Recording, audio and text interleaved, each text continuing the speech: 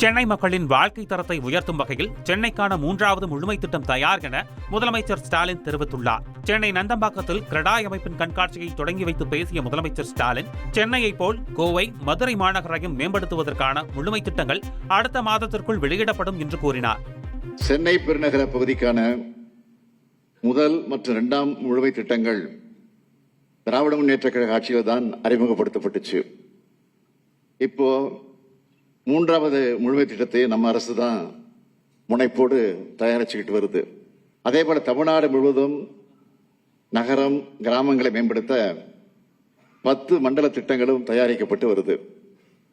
கோயம்புத்தூர், மதுரை, ஓசூர், சேலம், திருப்பூர், திருச்சிராப்பள்ளி, வேலூர் மற்றும் திருநெல்வேலியை உள்ளடக்கின 136 நகரங்களுக்கும் திட்டம் தயாரிக்கப்பட்டு வருது. கோயம்புத்தூர் மற்றும் மதுரைக்கான முழுமை திட்டம் அடுத்த மாதத்திற்குள் வெளியிடப்படும்.